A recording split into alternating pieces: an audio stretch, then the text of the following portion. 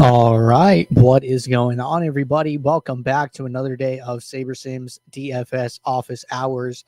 Today is Tuesday, February 25th of 2025. Looking ahead here, we have a 7-game NBA main slate tonight, as well as a big 12-game NHL slate.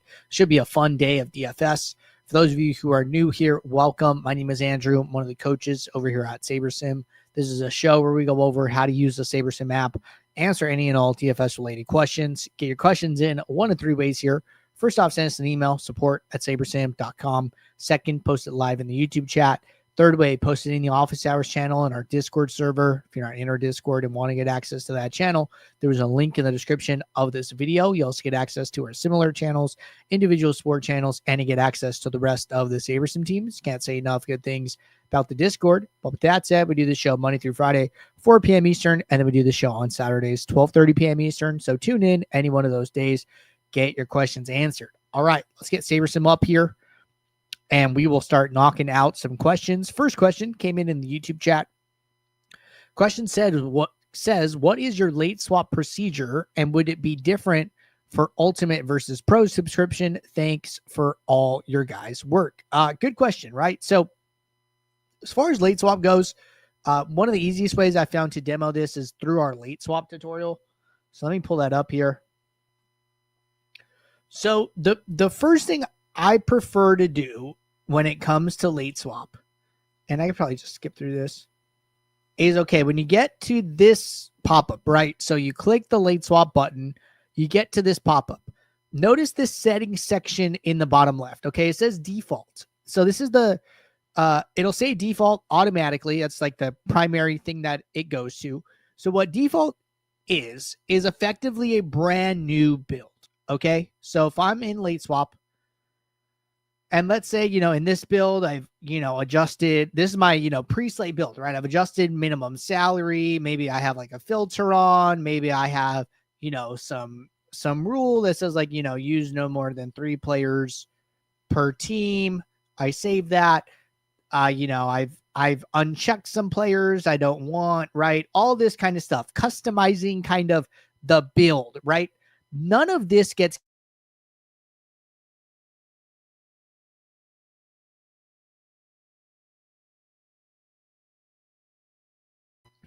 say that again. If you want to maintain all the adjustments you've made, salary, rules, filters, player pool, etc., then what you need to do is in this section, in this settings part.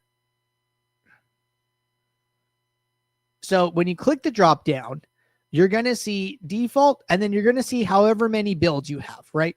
So if I only have one build and build 1 is the default name, what I would do is I would change this drop down and I would select build 1. When I do that, all of those adjustments I've made are going to get carried over. Okay, I think that 80-90% of the time, this is probably the route you want to go. Some people might be like, hey, why isn't it like that by default? And it's mostly because of that other 10 to 20% of the time where, let's say like tonight's slate, let's say LeBron gets ruled out late, right? Well, LeBron is, 10,000 salary, and, there are no, I mean, there's Luka, right? But let's say that LeBron is in your small forward position, right? Well, nobody else on this team is small forward eligible in the same salary band, right? I mean, Rui is 4,000 plus less than LeBron. And so if you try and, swap here, you might run into a situation where you actually can't get LeBron out of lineups, maybe because this minimum salary is so high, right? So one thing that the default does, and you can see it up here in the minimum salary, it does set minimum salary to 0. The reason for that is because we don't want to stop you getting an outplay.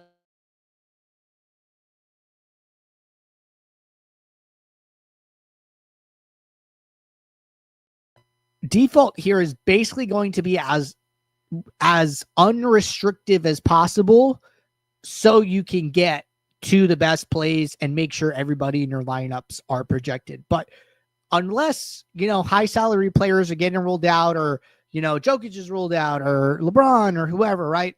I think in general, it's fine to switch this. So as far as my late swap process goes, I am often switching this. And that is one of the first things I'm doing with my late swap, right? Now,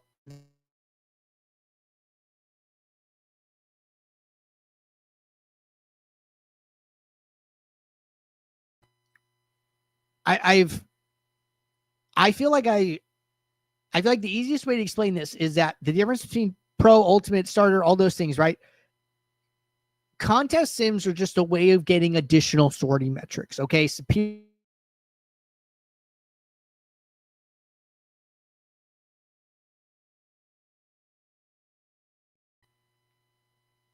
Sorry about the in and out here, but your primary sorting metric is going to be saber score, right? You would just skip the step of running the contest sim, waiting for it to switch to ROI. That's the only thing that goes away, right? You take those out, you just insert saber score, and all the other steps are the same. So as far as, ultimate versus pro, a lot of your steps should be similar except for running the contest sim, right? That's really the only thing that's different. Maybe your aggregate metrics are different because you don't have the ROIs, things like that. But other than that, it's, set up your late swap build, run your late swap, save the contests, verify your swap.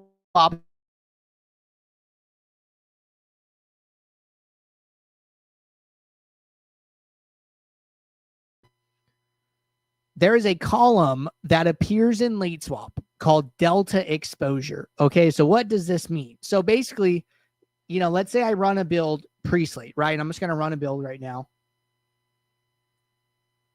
And we'll refresh these projections. Okay, let's get off with the Lakers. Build. I'm building too many lineups here. I'll probably just stop it short.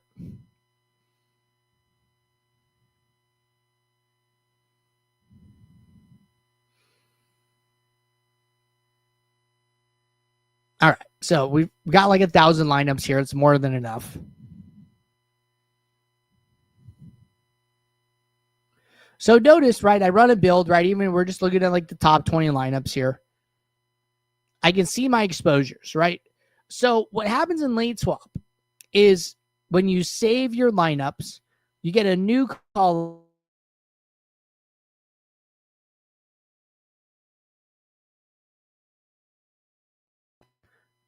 It's looking at your original exposures. Okay. It's looking at this column.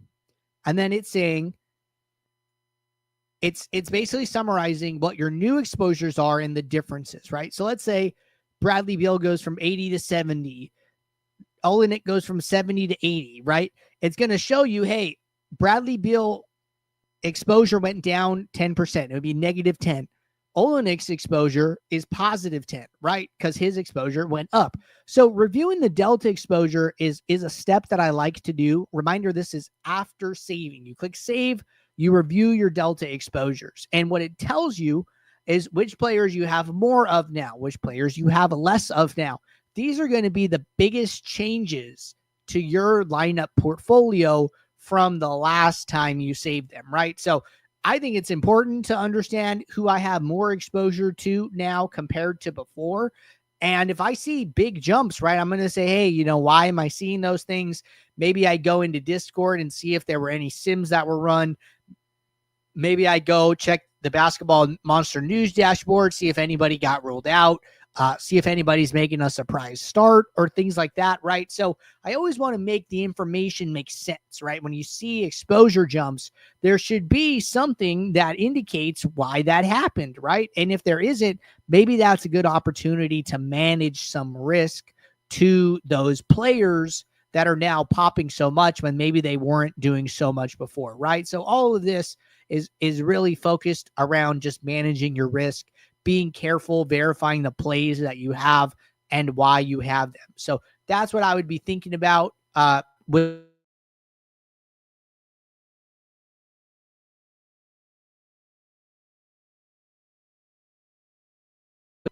if you want to see it in action prior to a slate, right? Go to the top right corner, go to help, go to Saber Sim tutorials, and then check out this how to late swap video. I will drop it here in the YouTube chat for anybody who wants to check that out.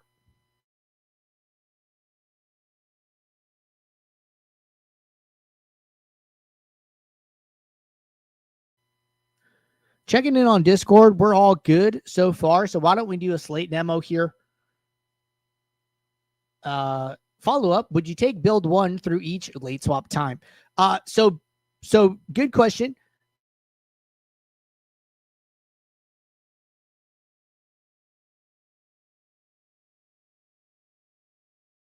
Let's say the slate starts, right? I have my build 1, I refresh the projections, and then now it's past lock, right?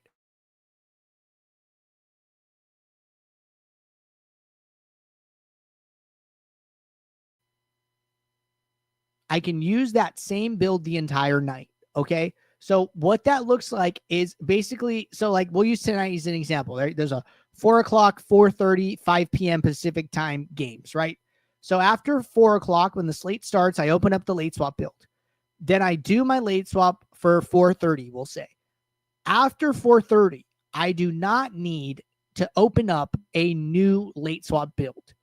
All I need to do is come into the same late swap build I'm in, refresh the projections, because what refreshing does, it tells SaberSim to update the time, and then SaberSim will realize, hey, this 4:30 game has started.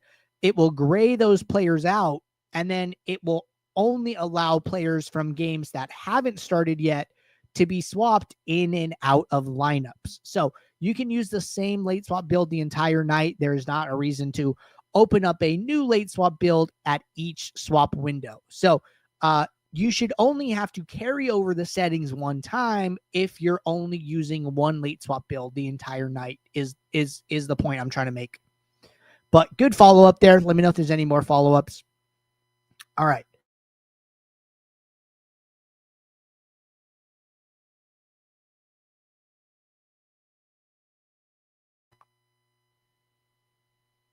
And we're just loading up a new build for the NBA main slate tonight. So first thing I would do, right, 2 small adjustments, 2 projections.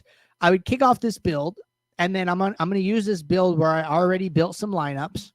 Here we customized it a little bit, right? We put in a filter, we put in a rule, changed minimum salary. We even removed some players from our player pool, right? So just customize it however you want.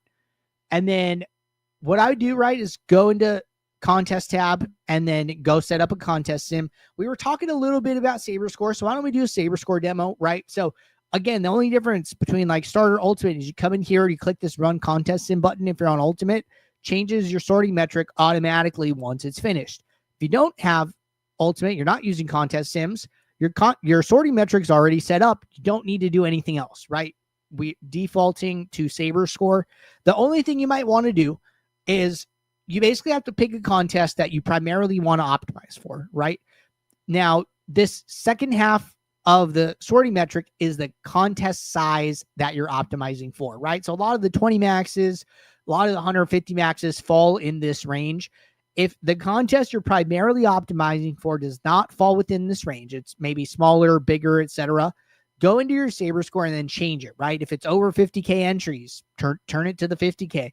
If it's smaller, if it's 1K to 10K entries, turn it to that size, right? So the second half of the SaberScore on the right of the large slate indicates contest size, and you could change it as needed. Most of like the 20 maxes, 150s are falling in this range, which is why it defaults to 10 to 50K. So I'm going to leave it, but you can change it if needed. Now, say we're building, 20 lineups here, right? Maybe like $1, 20 max, something like that should fall within this range. First thing I want to do is just make sure I got everything set up the way I want, right? So I have my exposure, my leverage, my pool. I have my average projection aggregate metric. And then what I'm going to do here is scroll down, and then we made some adjustments here, which is why we're a little bit further down in our pool already. But what I can start doing, right? I don't know why we're so far down. We're almost at the bottom, which is interesting.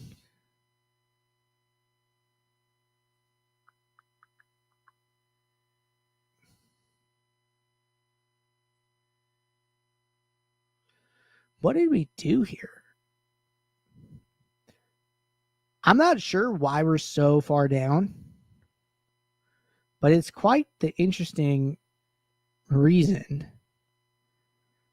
Because all we did Did I set any max exposures? It looks like I did. Okay, let's just reset these. Apply.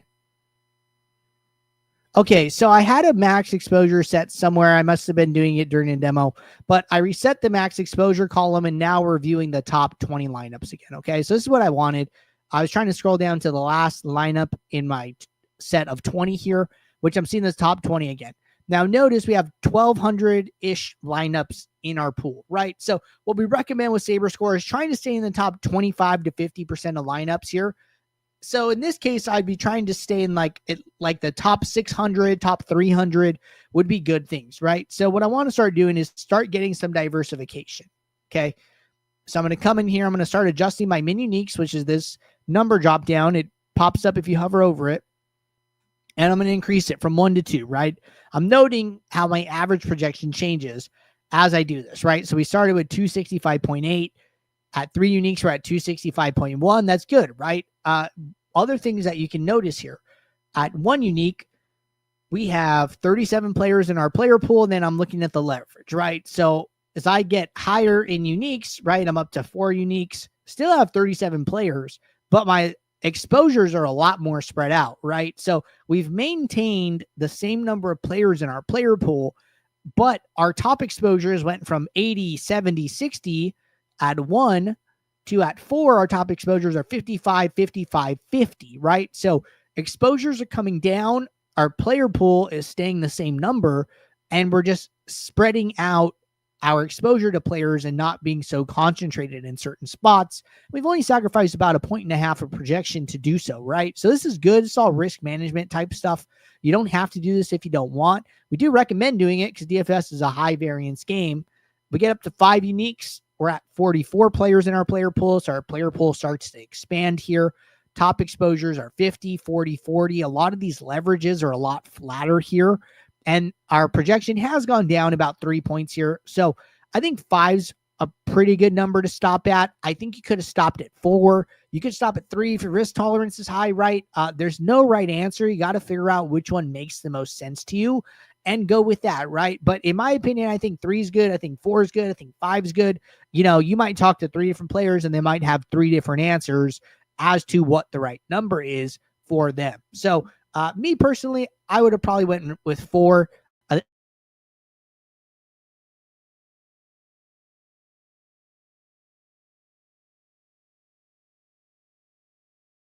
But with that said, looks like we're caught up here in the Office Hours channel and the Discord. Apologies for the intermittent stream issues today. Seemed like they were higher than normal. I'll check that out. But appreciate you guys tuning in. We'll be back tomorrow, Wednesday, 4 p.m. Eastern for our next show. So until then, everybody, take care. Good luck.